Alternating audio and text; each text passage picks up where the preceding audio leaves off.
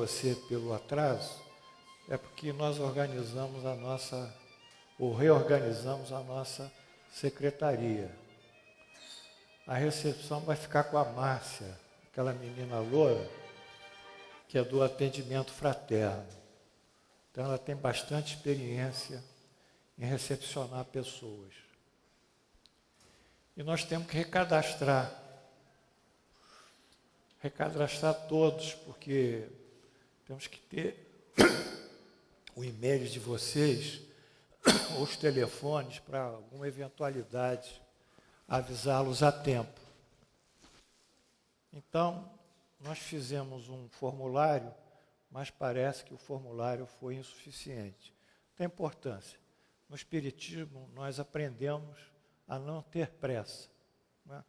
Aprendemos que o dia a dia e a disciplina é mais importante do que uma solução imediata.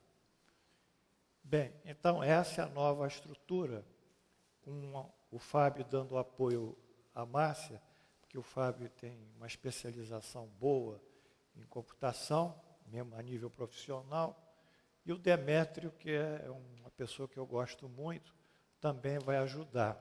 Então é uma equipe nova, composta da Márcia, da Renatinha, do Fábio e do Demétrio.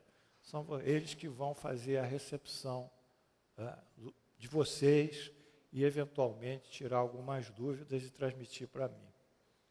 Então, eu espero que a gente possa, né, dar um novo passo, né, no nosso trabalho, e também vamos fazer uma divulgação sistemática lá no Fraterno, com folhetos, né, a gente chama de folder, para distribuir às pessoas que chegam, porque muito poucos sabem aqui no Frei Luís da existência desse curso.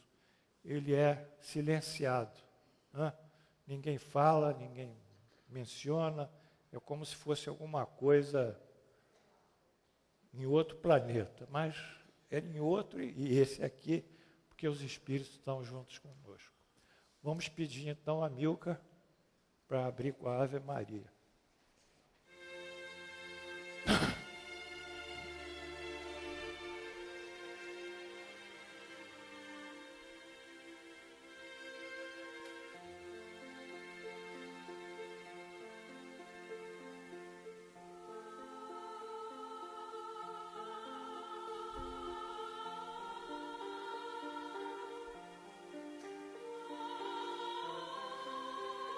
Senhor Jesus,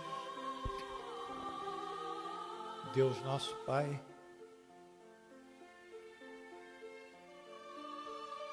encontramos-nos aqui, voltados para vós, para que a vossa assistência, a vossa atenção, o vosso amor, sobretudo, nos envolva. Que a partir desse momento, tenhamos aqui a força bendita da vossa bênção, que se estenda a todos os alunos. E que no dia de hoje, ou melhor, nessa noite, tenhamos uma aula que possa elucidar muitos alunos e os espíritos que aqui comparecem também como alunos. Assim, em nome de Jesus e pela graça de Deus onipotente, abrimos os nossos trabalhos no dia 13 de julho do ano 2015. Amém. Bem, a aula de hoje não vai dar tempo para terminá-la, mas a gente vai fazer o que possa ser feito. Fala sobre o capítulo 8, Emancipação da Alma. É a continuação da aula anterior. Nós estamos tratando do item sono e sonhos. A aula anterior foi sobre sono e sonhos. E hoje é a continuação dos sonhos e do sono e dos sonhos. A primeira pergunta é uma pergunta importante, porque nós não nos lembramos dos sonhos. Já que na aula anterior nós vimos que o espírito sai do corpo durante o sono e tem toda uma série de vivências espirituais riquíssimas e muitas vezes que são traduzidas pelo sonho. Mas raramente o espírito lembra-se do que fez ou do quem conviveu ou do que houve durante o sono. Então, a resposta é: o sono é apenas o repouso do corpo. Isso nós sabemos. Isso nós vimos também, para refazer as energias, regular a temperatura do corpo. Isso do ponto de vista neurofisiológico. Mas o espírito, por seu lado, encontra-se em atividade constante. Durante o sono, recupera um pouco de sua liberdade. Mantém então contato com os que lhe são caros. E isto ocorre, seja neste mundo, seja nos outros. Ou seja, ele, liberto em parte do corpo, ele entra em contato com outros encarnados, com o espírito de outros encarnados ou de desencarnados. Porém, o corpo está formado de matéria pesada e grosseira e, em consequência, dificilmente conserva as impressões recebidas pelo espírito, já que não são captadas pelos órgãos do corpo. Muito bem. Então, há limitações na lembrança dos sonhos. Por quê? Elas decorrem de duas principais condições.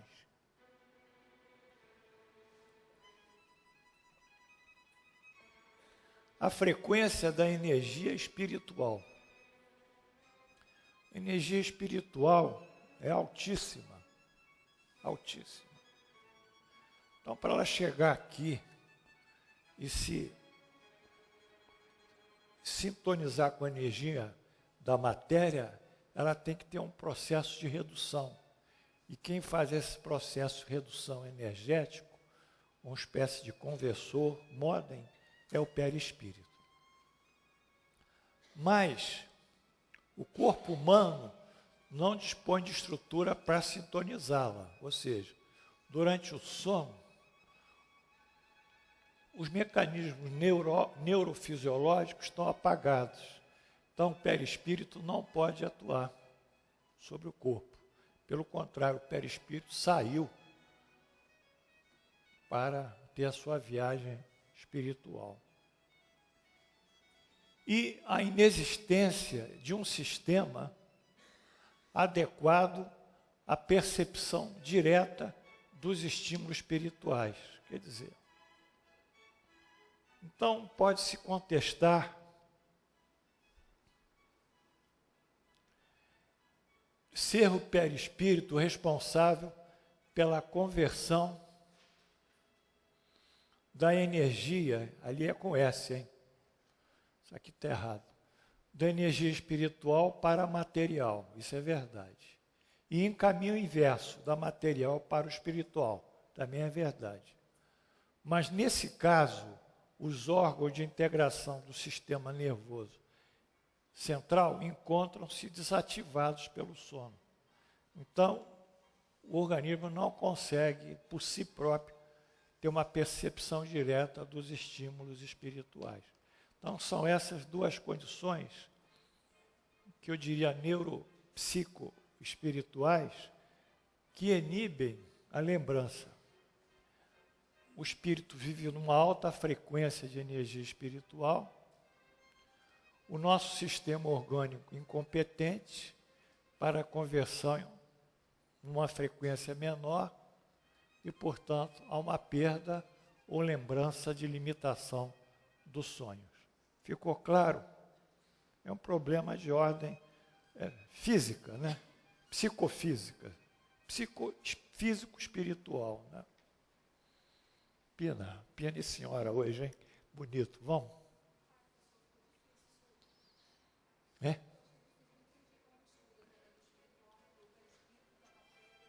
Depois a gente volta, não posso parar. O que se deve pensar das significações atribuídas aos sonhos? Isso é bacana, né? Vocês já leram o livro dos sonhos? Está cheio de livro dos sonhos. Interpretação dos sonhos. Né? Todo mundo acha que o sonho vai dizer uma porção de coisas, e até pode dizer. Mas, realmente, sob a análise dos espíritos, qual é a significação? Os sonhos não são verdadeiros,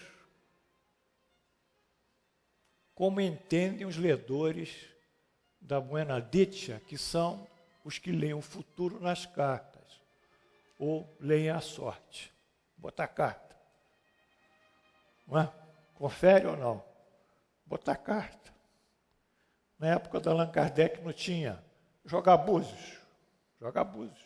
Né? Jogar búzios. Né? Está vendo no búzio uma opção de coisa. Nas cartas vão por aí. Os diversos processos de adivinhação. Os sonhos são verdadeiros no sentido de apresentar imagens para o espírito. Isso sim. Eles apresentam imagens. Mas que frequentemente não guardam nenhuma relação com a vida diária.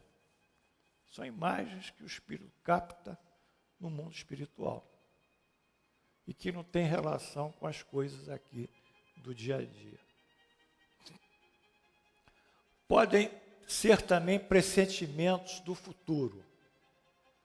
Pode até ter pressentimento. E nesse especial caso, permitido por Deus. Aí sim. Podem também ser do que está no momento ocorrendo em outro lugar. Pode ser também uma intuição que faltou do que está ocorrendo em outro lugar, para uma percepção para a qual a alma se transportou. Não há inúmeros relatos de pessoas cujos parentes e amigos apareceram em sonhos após adverti-los? Eu acho até mais interessante. Logo após desencarnar, não tem uma literatura boa, o sujeito desencarnou, apareceu lá, e a pessoa viu um sonho que ele sonhou e achou que tinha desencarnado. Mas tem diversos objetivos, chamar a atenção, etc. Em realidade, o que são essas aparições, se não a alma ou os espíritos de tais pessoas a se comunicarem com seus entes queridos? Isso é verdade. Então, pode acontecer, né? A gente vai ver na frente, pessoas que têm afeto, temos ligações, aparecerem em sonhos, com um determinado objetivo. Quando tende a certezas do que o vistes, de fato ocorreu. Não fica provada a imaginação, não fica provado, vírgula, a imaginação não participar da ocorrência. Ela não participou. Foi realmente um sonho. Principalmente se observaste, não estava no seu pensamento durante a vigília, que o sujeito nem pensava nisso. Então, os sonhos, eles são verdadeiros como imagens. E, frequentemente, podem também dar determinados pressentimentos e comunicações com pessoas amadas que desencarnaram. De toda forma, a interpretação dos sonhos sempre acompanhou a história da humanidade. Não foi? Foi uma constante. A história da humanidade é uma interpretação constante dos sonhos. Sonhos proféticos esclarecedores, consoladores e toda uma sorte de comunicações entre os mundos terrenos e o espiritual. A Bíblia é muito rica na descrição desses sonhos. Veja-se, por exemplo, o sonho de José. José era da tribo, era filho de Jacó. Ele despertava muita inveja nos irmãos, porque Jacó o amava mais que os outros irmãos. E chegou até a dar uma túnica talar para o filho, como o filho se constituísse seu sucessor. Mas José foi vendido por seus irmãos para uma caravana de ismaelitas, sem o pai saber, e eles venderam José no Egito, para os egípcios. Mas mais tarde ele se tornou muito poderoso, um grande assessor do faraó. E depois, num episódio de fome, José abrigou os irmãos que emigraram de Israel e perdoou-os. Aí um sonho interessante. Teve José um sonho e o relatou aos seus irmãos. Por isso, eles ainda o odiaram ainda mais. Pois lhe disse: rogo-vos, ouvi esse sonho que tive. Atávamos feixes no campo, e eis que meu feixe se levantou e ficou de pé. E os vossos feixes o rodeavam e se inclinavam perante o meu. Então lhe disseram os seus irmãos: reinarás com efeito sobre nós, e sobre nós dominarás realmente? Então esse é um sonho que é um caráter de premonição, mas não é 100% certo que ele reinará, porque isso dependerá do livre-arbítrio de José. Não há nada efetivamente marcado. Há alguns pontos marcados, mas outros dependem do livre-arbítrio. Se José andar dentro do livre-arbítrio, dentro dessas condições, ele vencerá no Egito, senão ele cairá. Isso é importante. Por isso que esses leitores de Buenadictia, é interessante, eles pegam muito o pensamento do cara na hora, porque eles ficam mediunizados. Ou aquilo que está preocupando o cara, só. E depois querem fazer previsões, mas eles se deparam com um futuro que é imprevisível, na medida em que vai depender do livre-arbítrio da pessoa e de certas condições. Pode ser, pode não ser, mas às vezes vai ser, que é um fato determinante, às vezes acontece. O Espiritismo, por seu turno, traz diversas comunicações em sonho. Isso tem muito na Revista Espírita. De parentes e amigos, subitamente desencarnados. São sonhos consoladores. Daqueles que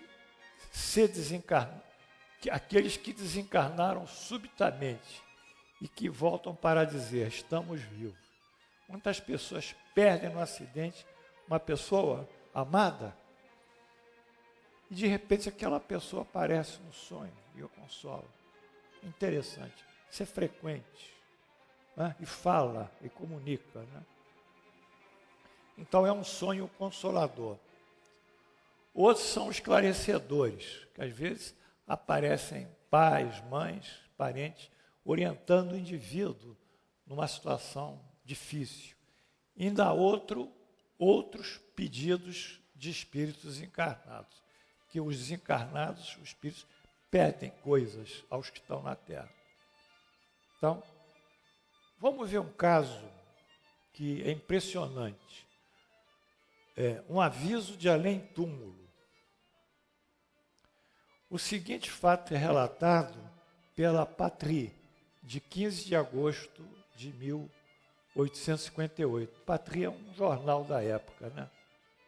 Pátria.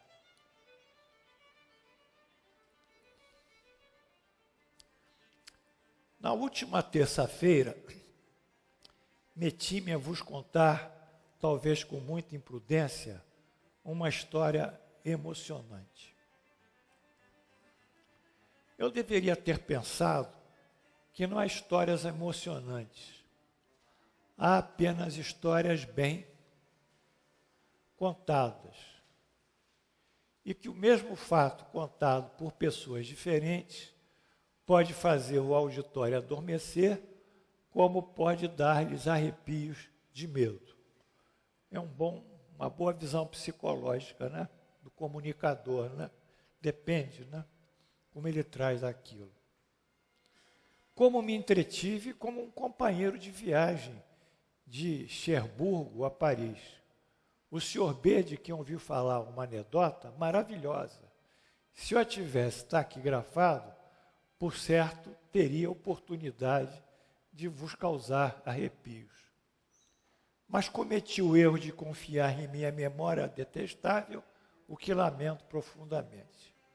Enfim, seja como for, aqui está a aventura, cujo desenlace prova que hoje, 15 de agosto, é um fato.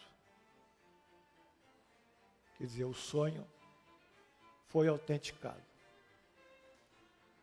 O senhor DS, nome histórico, ainda hoje cercado de consideração, era um oficial durante o diretório.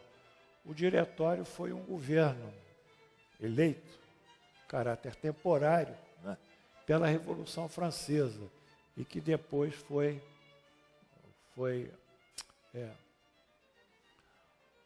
derrubado por Napoleão. Por prazer ou a serviço, dirigia-se à Itália.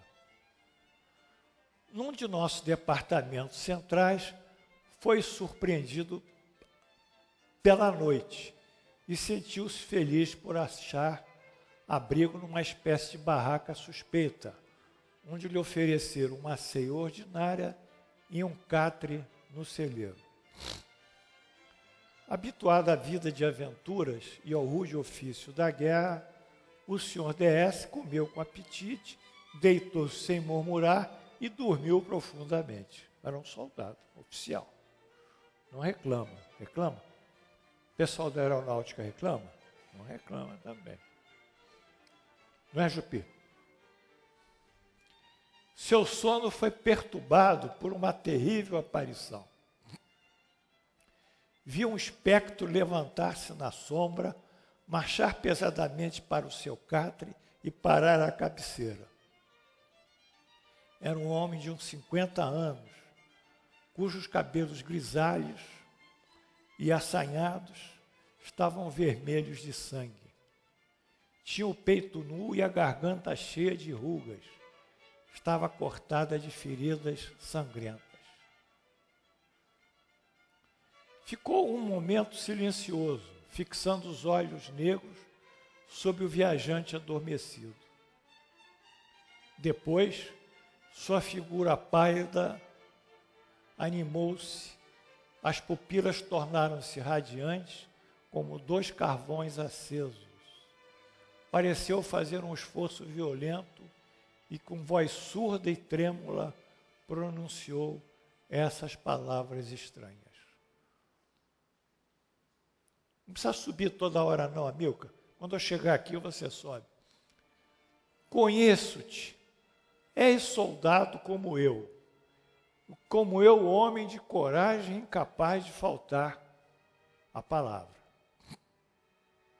Venho pedir-te um serviço que os outros prometeram e não cumpriram.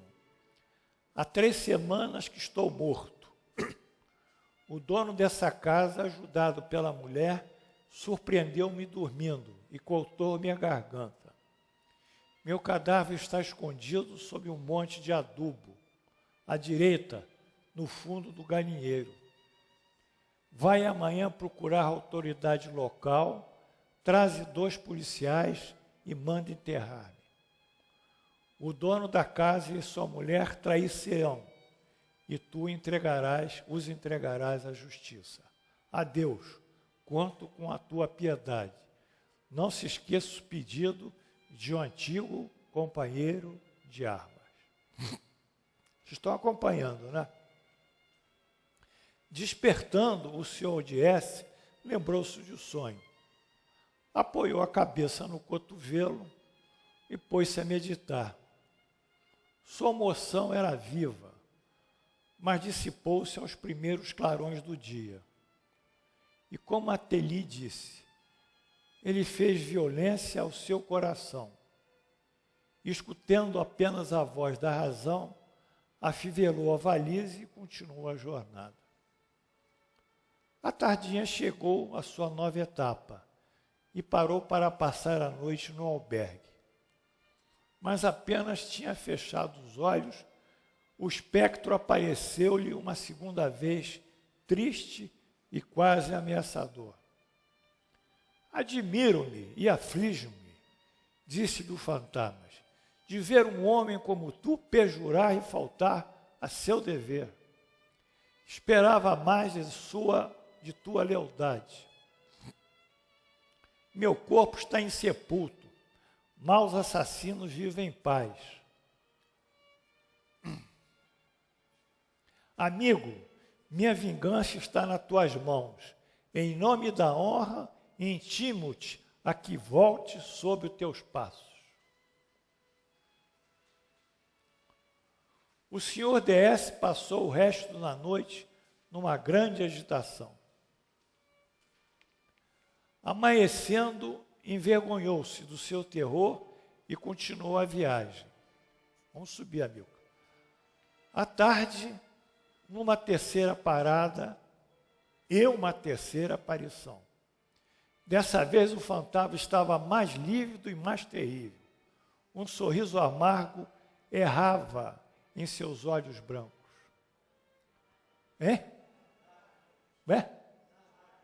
Lábios brancos. Falou com voz rude, 2 pontos.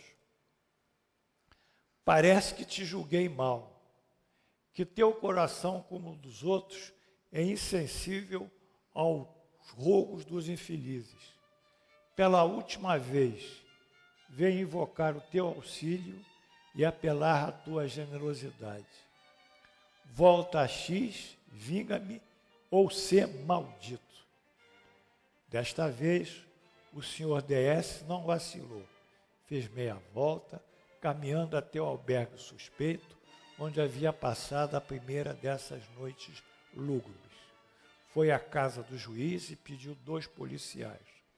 À sua vista, à vista dos 2 policiais, os assassinos empalideceram e confessaram o crime como se uma força superior lhe houvesse arrancado a confissão fatal.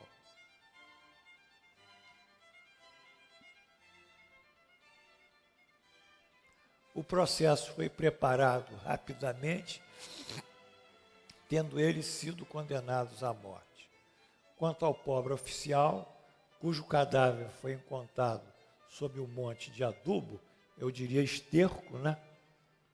Não é adubo, isso é esterco. À direita, no fundo do galinheiro, foi sepultado em terra santa e os padres oraram pelo repouso da sua alma. Viu-se aqui 2 sonhos que posteriormente foram comprovados por fatos. Fatos reais. Mas quantos outros carecem de comprovação na vida real? Nós não estamos descaracterizando o sonho, porque o sonho é realmente algo importante e traduz a nossa vivência no mundo espiritual.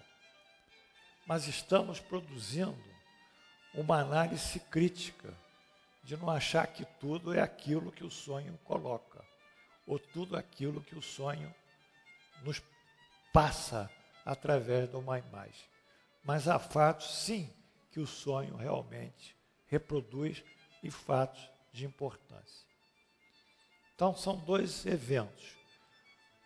Então, com isso, nós vamos cada vez mais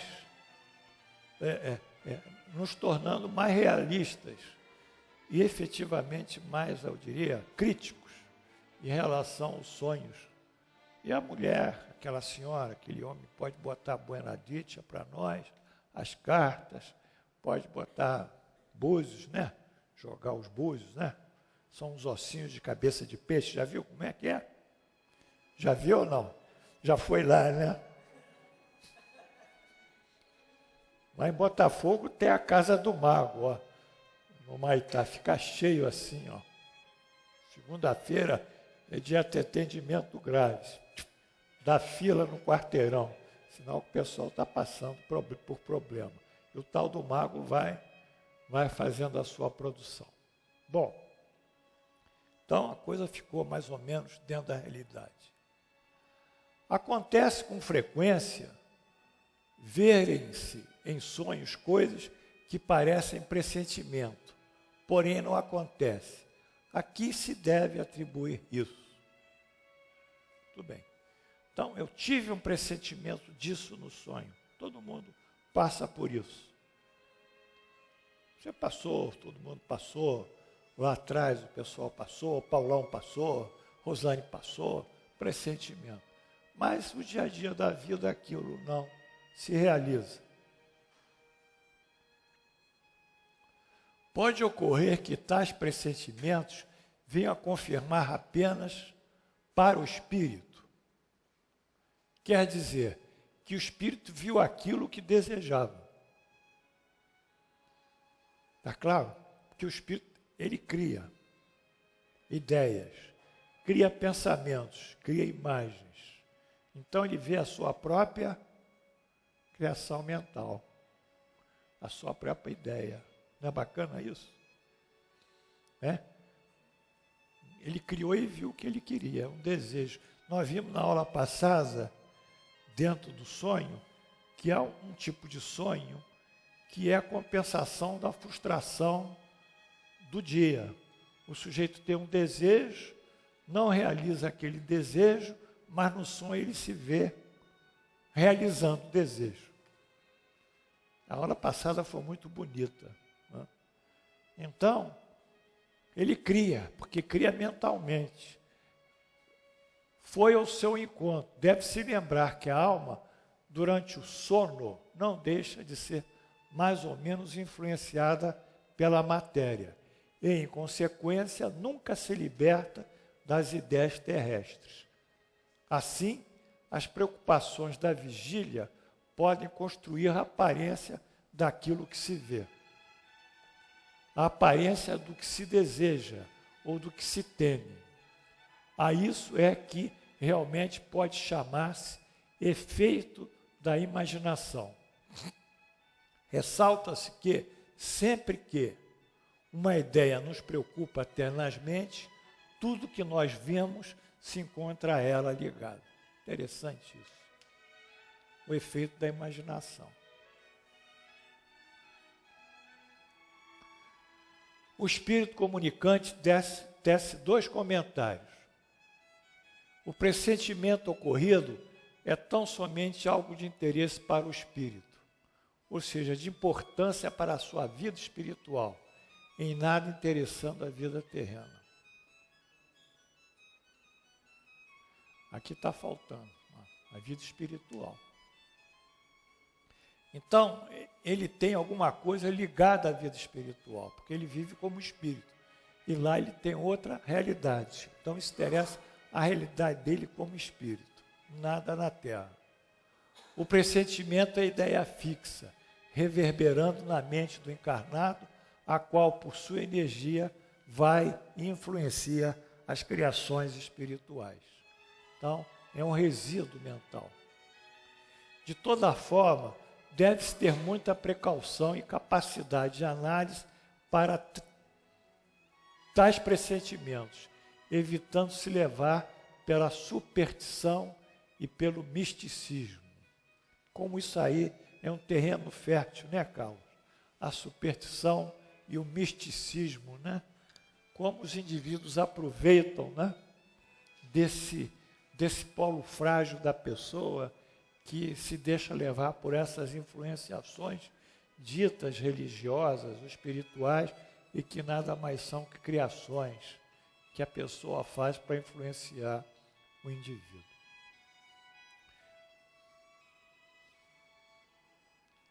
Ressalta-se esse assunto já ter sido comentado no mesmo tema, que a pergunta 402, porém não com a conotação especificamente de pressentimento. Então nós estamos entrando no sonho. Quando em sonho vemos pessoas vivas, muitos nossos conhecidos, a praticarem atos que absolutamente não pensam. Não é isso por efeito de imaginação? Quer dizer, no sonho, você vê aquela pessoa fazendo uma coisa absurda, não é? Ou diferente do que ela é. Não é? Diferente. Não é? Não é? O que significa isso? Em que absolutamente não pensam, como sabes, os espíritos dessas pessoas podem visitar o teu, como o teu vai as visitar, sem que saibas sempre o que pensam. Além disso, projetai nessas pessoas que conheceis os seus desejos, que ocorrem o que está ocorrendo em outras existências.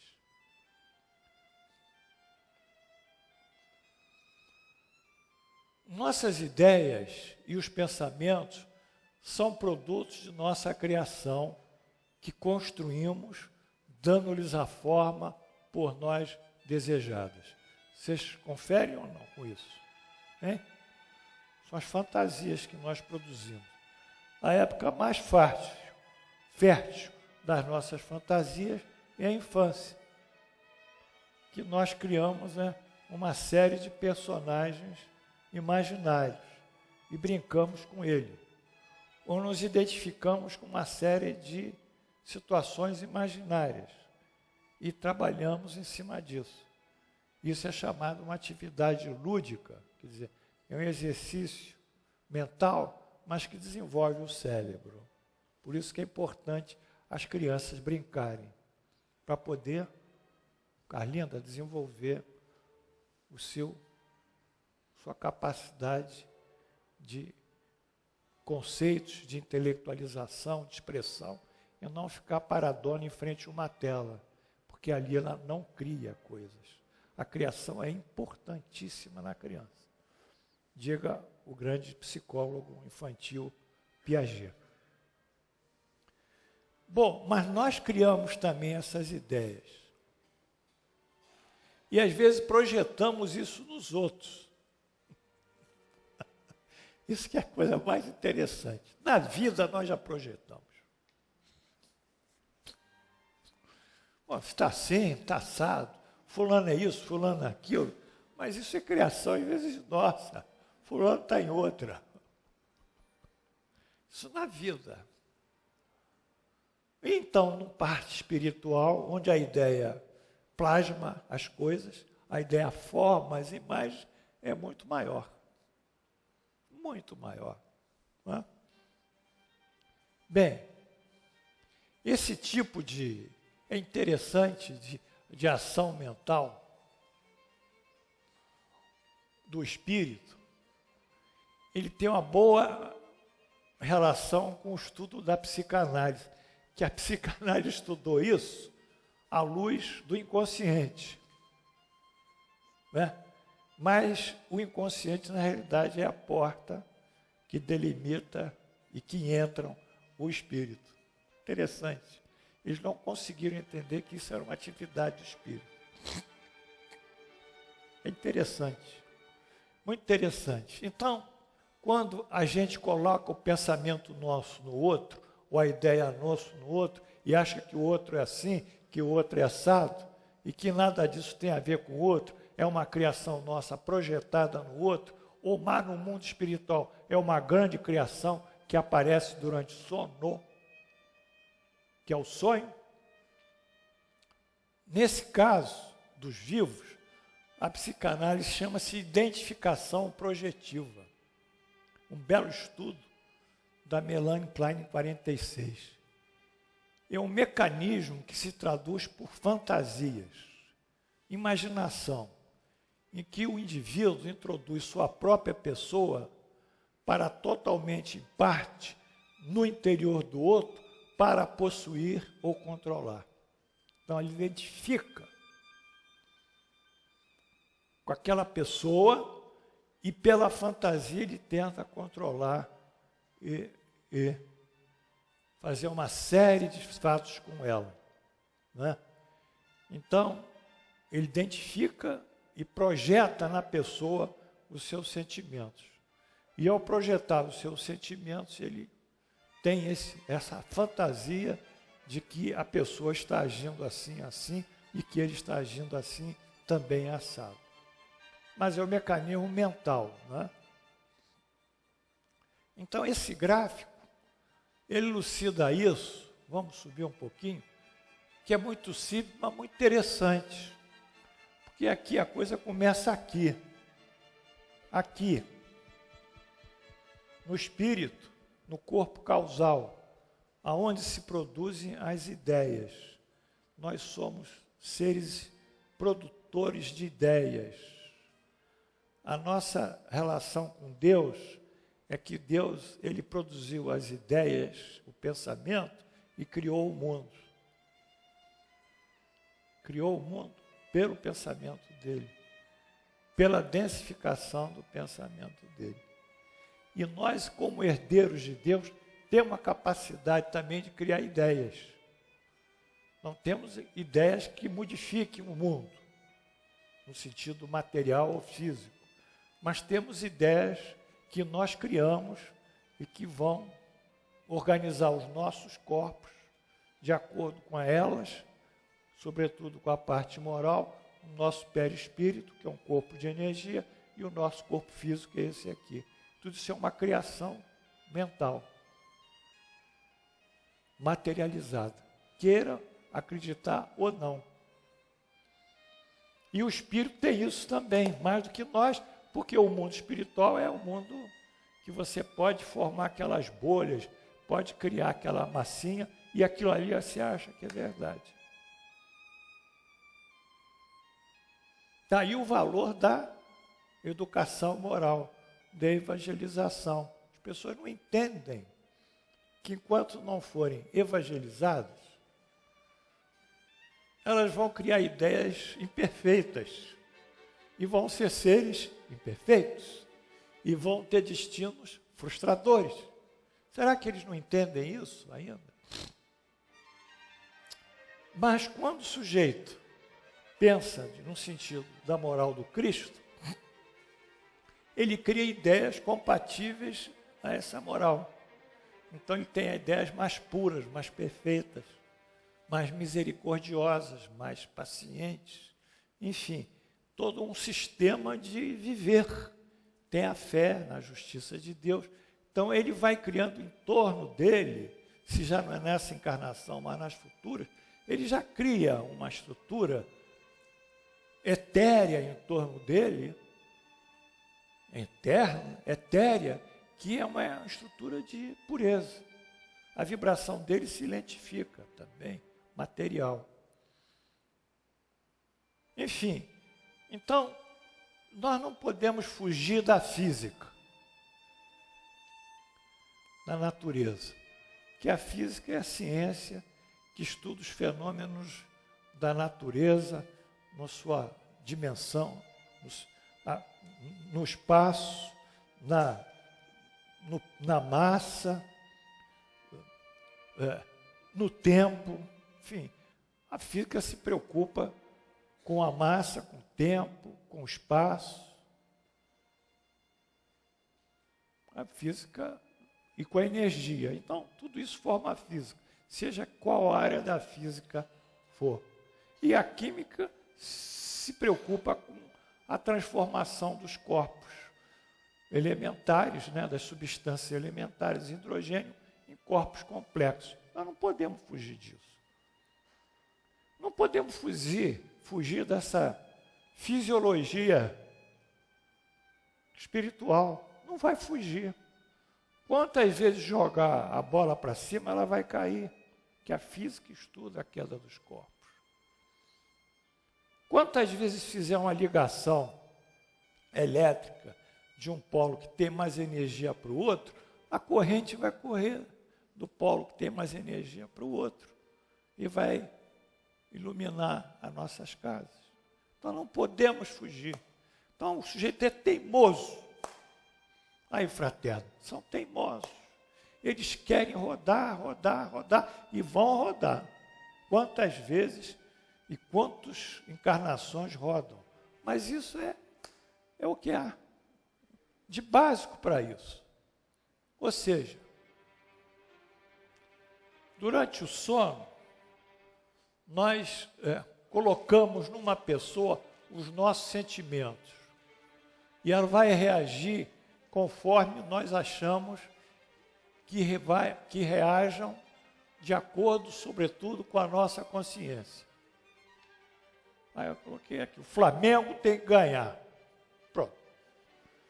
Então eu vou ficar achando que o Flamengo vai ganhar. Mas isso é um problema meu, que a realidade é outra. Isso para o espírito dá uma produção mental dentro dele, que é a imaginação, que é a fantasia, que é o pensamento. E com isso, quando ele deseja que o outro seja de acordo com a fantasia que ele criou e que o outro reaja como a fantasia que ele criou, ele recria a imagem do outro e passa a achar que o outro, na fantasia dele, é tudo aquilo que ele espera. Isso volta sobre ele e dá uma realização afetiva. Lhe gratifica. Que tal? Foi tudo uma fantasia, mas ele se sentiu bem em se iludir com ele mesmo. E às vezes a gente nem pode tirar ele da ilusão, porque ele entra em depressão e vive daquilo. Então, essas são realizações fundamentais no sonho, que partem do próprio espírito, e nada de pressentimentos, e nada de avisos, e nada de situações especiais.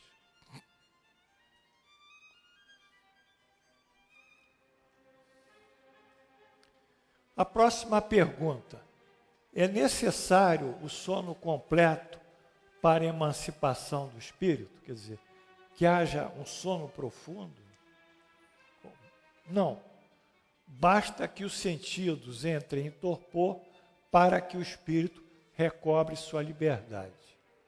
Ele aproveita todos os instantes que o corpo lhe oferece para se emancipar. A partir do momento que ocorre relaxamento das forças vitais, o espírito se despreende. Quanto mais fraco o corpo, mais livre o espírito. Vamos ver o que é emancipar. Vem do latim, emancipare, tornar livre, independente, libertar. O espírito se emancipa do corpo, torna-se livre. Está claro? Que o Allan Kardec tem uns termos assim, né? Que não são nossos, né? Mas isso que é emancipação. Assim se explica que o cochilar ou um simples entorpecimento dos sentidos apresenta as mesmas imagens do sonho. Pode apresentar.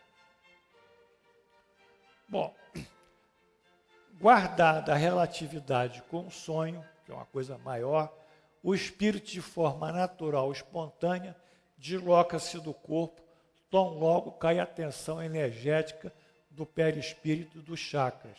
Porque nós vimos que o perispírito tem chakras, um dia vocês vão ver isso, e se liga aos chakras do nosso duplo etérico, que transfere para o nosso organismo, através dos plexos nervosos, a energia vital. Isso um dia a gente vai ver. Gostou, Valdir? Hein? Complicou? Então vamos ficar só perispírito e chakra. Isso na hora passada eu falei do chakra, são 7. Roda. Mas não vamos sair disso. Às vezes são tão subitâneas a emancipação, o retorno ao corpo, como o piscar de olhos, são segundos. Mas naquele momento o espírito saiu e voltou. De toda forma, o grau de emancipação varia concordantemente essa queda de ligação entre perispírito e chakra, ou perispírito e o corpo humano, como muitos querem dizer, que são os cordões fluídicos do Allan Kardec. Então vamos ver aqui, eu acho que Modorra Eu acho que é com 2 R's também. Não é Modora, não, é Modor. Muito bem. Então, isso é emancipação e tensão energética. Quer dizer, quando é que o espírito vai saindo?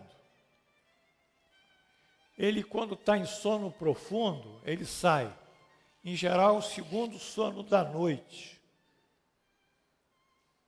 A gente tem diversos sonos durante a noite. O primeiro é muito tumultuado, porque ainda traz as imagens do dia, os problemas. É o primeiro sono. Mas o segundo sono, depois daquelas coisas se ajustar, o organismo se ajustar, é mais profundo, é mais tranquilo. É aí, pela madrugada, lá para as 2 horas da manhã, que o espírito começa a sair bem. Então, esse é o sono profundo, em que ele ganha a comunicação com o mundo espiritual. Tem um sono irregular, que ele alterna o sono profundo com o sono ainda influenciado pela matéria. Tem um sono superficial, ele não desliga totalmente a senso-percepção. Tem um cochilo, que é o apagar subitâneo da consciência, e tem o modorra, que é um estado de torpor que o indivíduo fica. Então, cada estado da consciência leva a um estado de emancipação do espírito. Há indivíduos que são anestesiados e eles saem do organismo, anestesia geral, e vêm à cirurgia. Quando eles voltam, eles descrevem para o cirurgião que foi feita a cirurgia, papapá, e o cirurgião fica abismado. Só que isso não é registrado, né?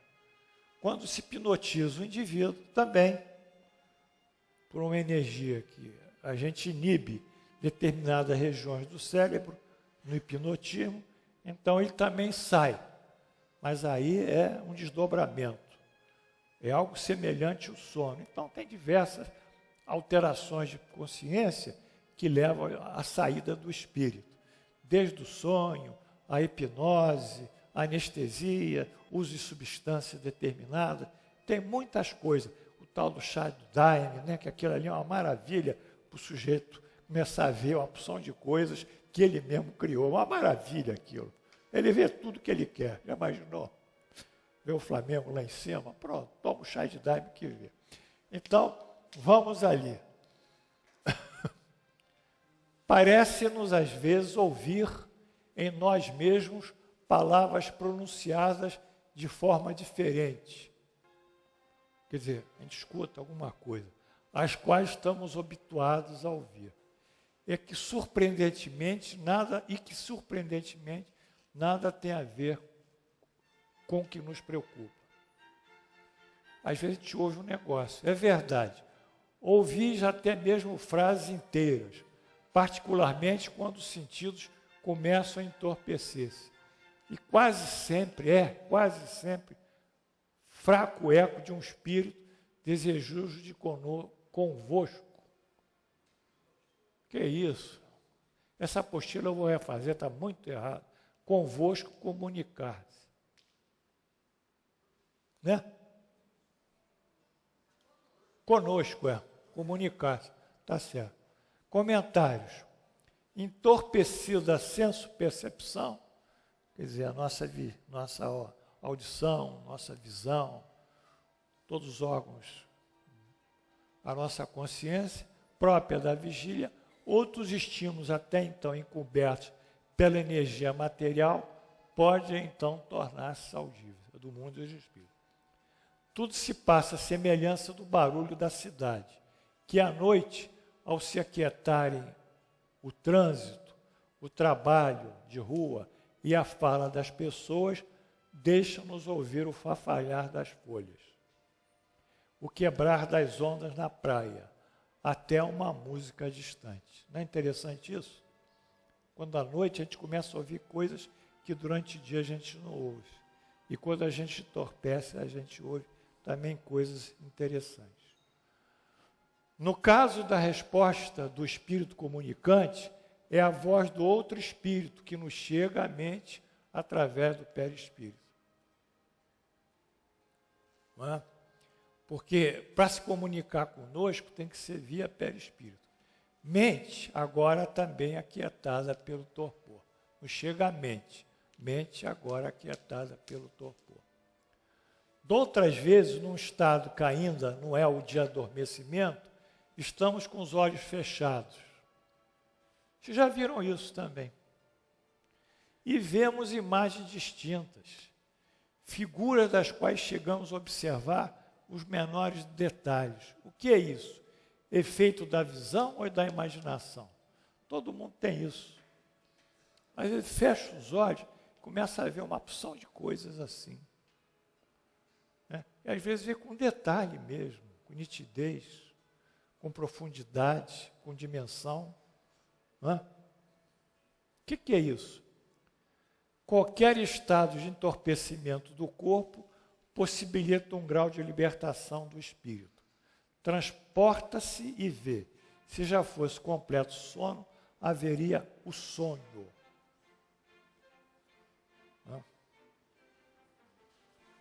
Eis aí mais uma variação da percepção que nos chega pelo espírito, atenuada a maior tensão energética própria da vigília. Não é? Mas a queda. Porém, nem sempre isso se dá. Pelo espírito, em afastamento do corpo, a imagem também pode ser o resíduo mental do dia. Eu vou parar aqui, porque a aula está pesada, eu estou sentindo que vocês estão ficando cansados. E eu queria que alguém fizesse algumas perguntas, né? Especificamente sobre o sonho, ou sobre o sono, que pudesse esclarecer algum de vocês. Porque daqui para frente vai ficar mais pesado ainda. E essa apostila eu vou refazer, porque eu não gostei dela. E semana que vem eu trago ela com uma nova edição. Quem é o principal a fazer a pergunta? Aqui. Nada hoje? Pronto, Márcia. Marisa. É? Quem tem sonha, não sonha. Não tem sono. É. Vamos ficar calados aqui, por favor? Hein?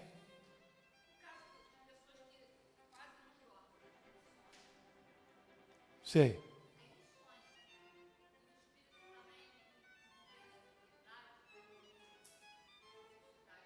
Não tem insônia porque tem um transtorno do sono. Aí tem que ver isso. Não se liberta, ué. Não. Como é que vai se libertar? Se não tem um rebaixamento da consciência e uma distensão das energias que prende o perispírito dele ao corpo.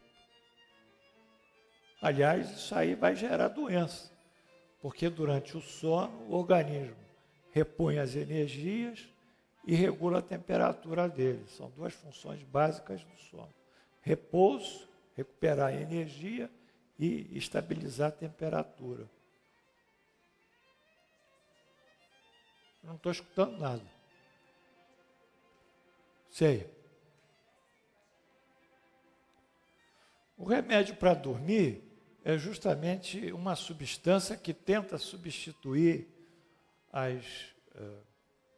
as endorfinas que são responsáveis, que são os neurohormônios responsáveis pela inibição de determinadas áreas do cérebro e com essa inibição desses estímulos produz o sono. Então elas tentam artificialmente substituir essas substâncias, mas o sujeito toma e sonha. Não é um sonho absolutamente normal, porque há sempre um grau de ação daquela substância, mas ele sonha. Eu queria que vocês entendessem a importância do sonho, né? Dentro do espiritismo, hein?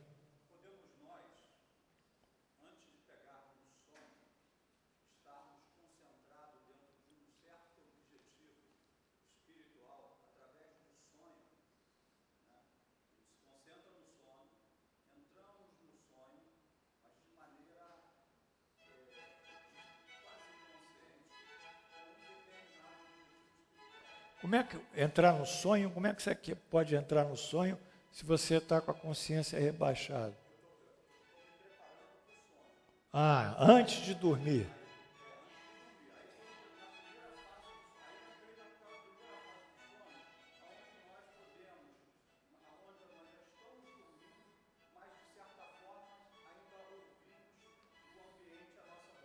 Sei. É interessante isso. Minha mulher não quis que eu dormisse na cama dela, dizendo que eu roncava muito. Isso faz muitos anos. Interessante. Interessante.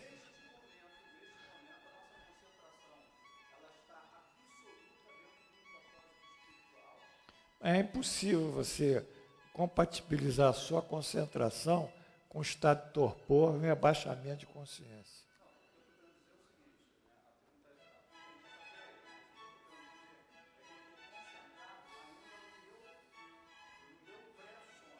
Sim, mas aí você vai impressionar o seu cérebro, e ele vai reagir sobre o espírito, criando aquilo que você se auto-sugestionou. É uma criação sua.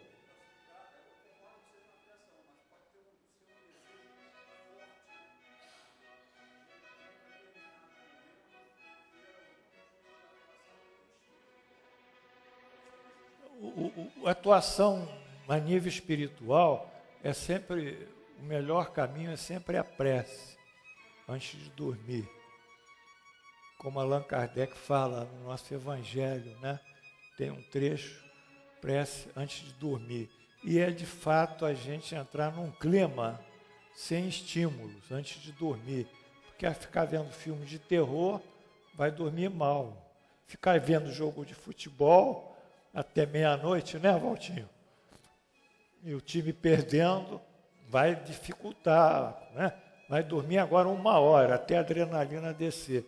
Então, o sono é alguma coisa que nós temos que criar para nós uma ambiência favorável ao sono. E a ambiência favorável ao sono ou é a prece, apaga a luz e deixa o organismo sozinho, espontaneamente se apagar também, ou lermos, às vezes, um livro sadio. Né? A gente tem que cuidar da qualidade do sono. E a qualidade do sono é cuidada justamente antes de nós dormirmos, nos abstraindo do mundo e fazendo uma prece, entregando o nosso espírito a Deus.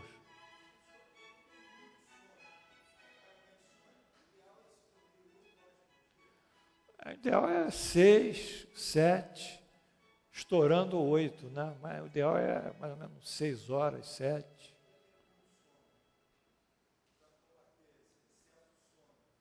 Tem que ver porque tem sono. Pode ser que tem N causas de sono. N. Inclusive hipoglicemia também. Uma baixa na glicose sanguínea, tem tudo. Isso é um outro problema. Mas o problema fundamental é a gente entender a representação do sono para nós. E entender a representação do espírito, que quando sai durante o sono, ele tem uma série de vivências, que é uma experiência incrível que ele possa ter. E que ele vai tratar, às vezes, coisas do mundo espiritual, que nós tomamos como pressentimento, mas que nada tem a ver com o mundo que vivemos, da Terra. São 2 dimensões, não é? Por isso, vocês vão ver que na aula, no próximo trecho, nós dissemos que nós somos ambiexistentes, seres ambiexistentes, porque nós existimos no mundo pela carne, e existimos no espírito pelo pensamento, pelas ideias. Então, nós estamos ao mesmo tempo em 2 planos, o plano físico e o plano espiritual. Um pelo nosso sensório, pelo nosso organismo físico, e o outro pelo nosso lado, pelo pensamento e pelas nossas ideias. Então, são 2 antenas ligadas, antenas essas que interagem com o mundo físico e interagem com o mundo espiritual. Aqui, ó.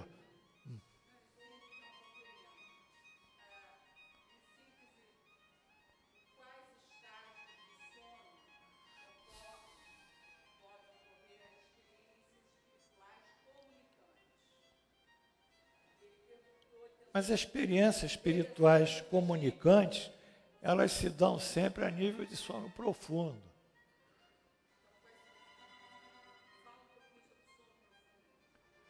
Bom, o sono profundo é a segunda fase do sono.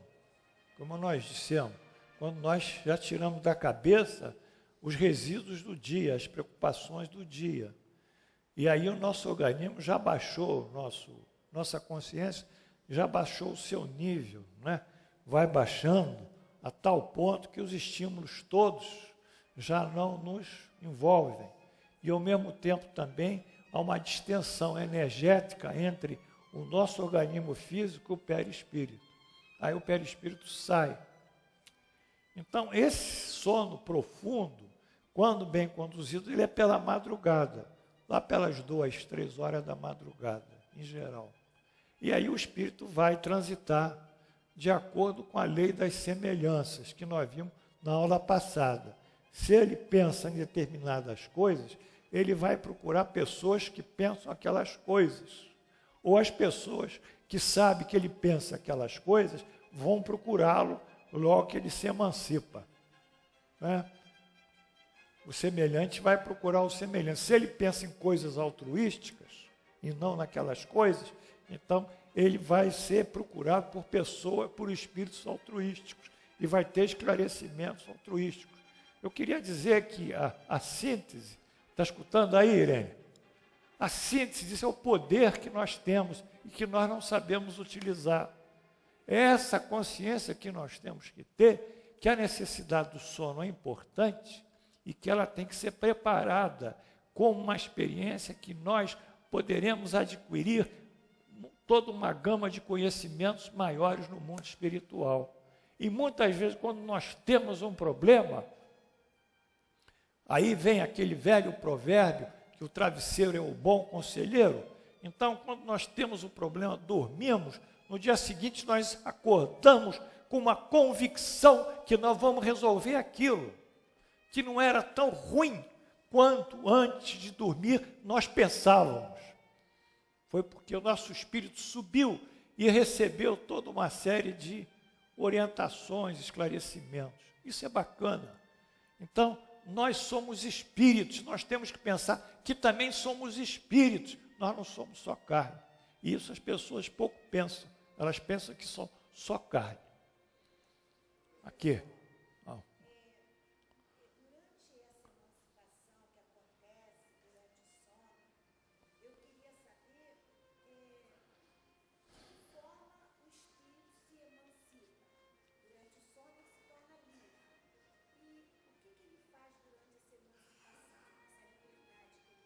Não, ele se emancipa, obviamente, como foi dito aqui, quando ele entra no estado de sono.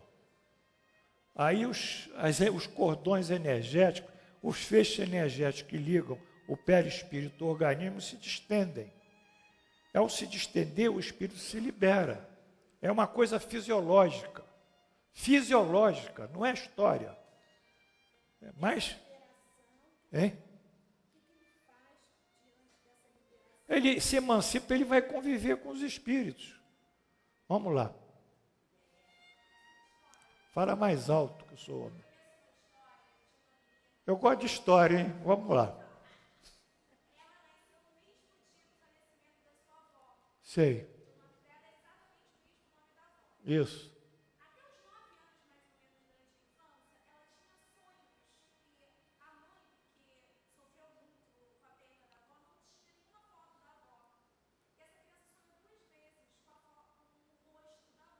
Sei.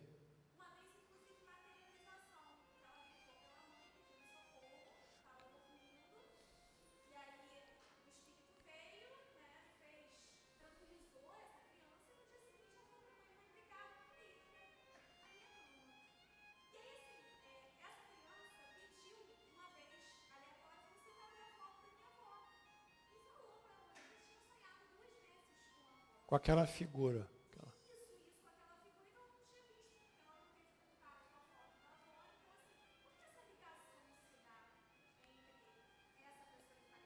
Porque a avó tem uma ligação afetiva, ela tem o nome da avó falecida e tem razões até de destino que a gente não conhece. Isso é como? Mais uma lá, só ficou uma aí atrás, acabou, desistiu? Ninguém mais, vamos terminar? Um só. Aqui.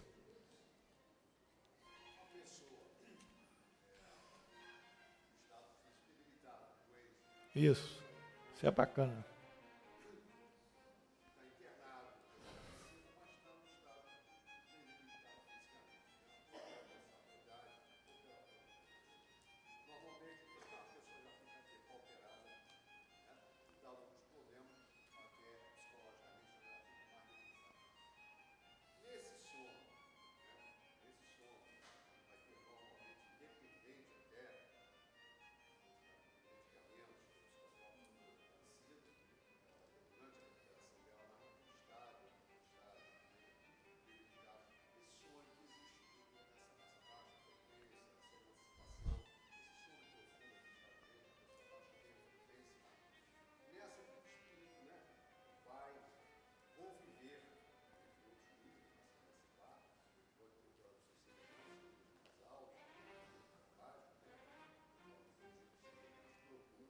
Isso.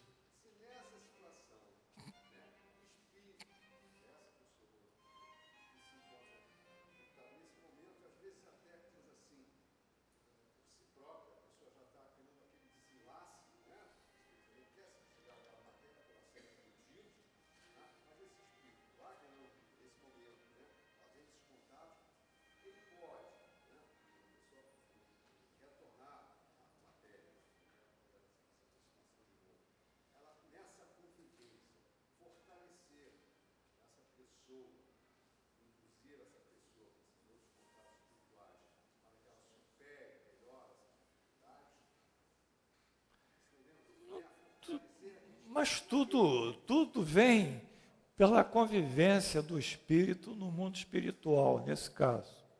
E nós temos uma máxima: quanto mais fragilizado o corpo, maior a capacidade de expressão do espírito. Há os estados pré-agônicos, que eu vou encerrar porque o tempo terminou, os estados pré-agônicos, que o sujeito já tem um desdobramento de consciência e começa a falar com os parentes falecidos, começa a ver a tal do túnel com a luz no fundo. Isso está cansado, tem uma literatura vasta sobre isso, sobre os momentos pré-desencarnatórios, que é chamado quase-morte, pelo cientista, experiência de quase-morte. Isso é muito clássico.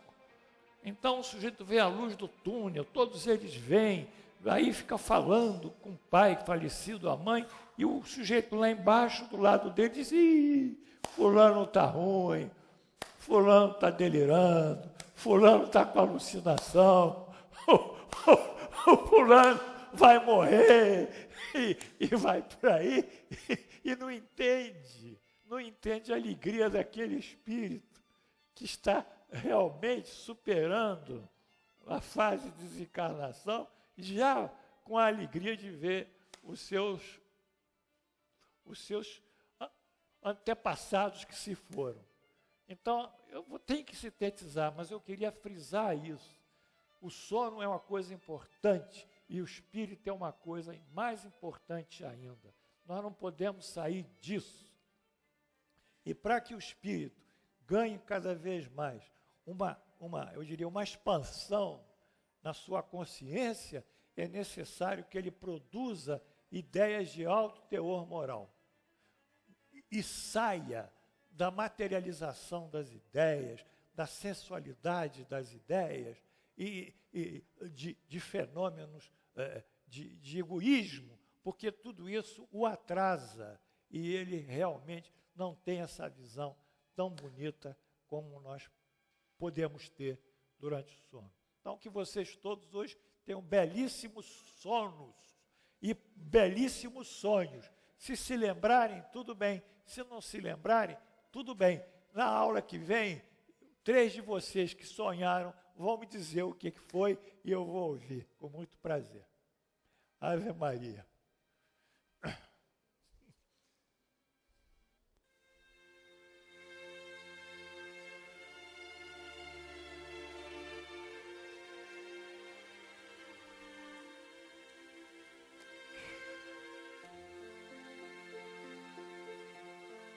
Não tem radiação, não? Sumiu? Sumiu.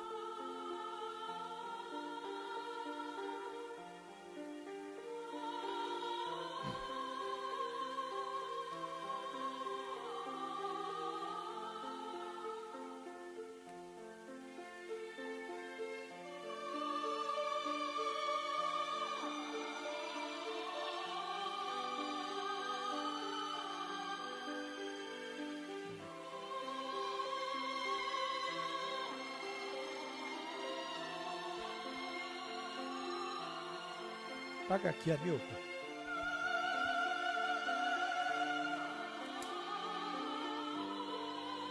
Senhor Jesus, terminamos mais uma aula e agradecemos a vós e a Deus Todo-Poderoso que nos permitiu a sua boa consecução. Abençoa-nos a todos, dá-nos energia, saúde e paz.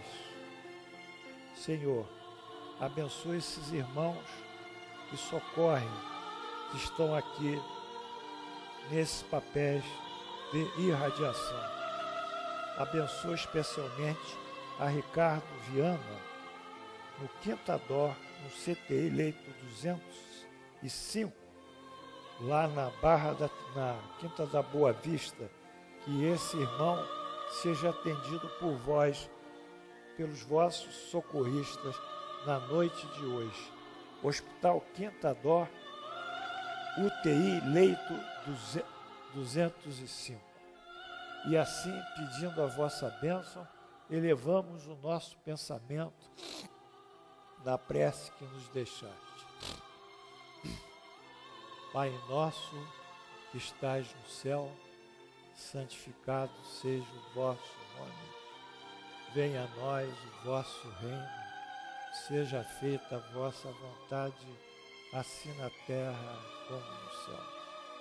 Pão nosso de cada dia, dai hoje, perdoai as nossas ofensas, assim como nós perdoamos aqueles que nos ofenderam.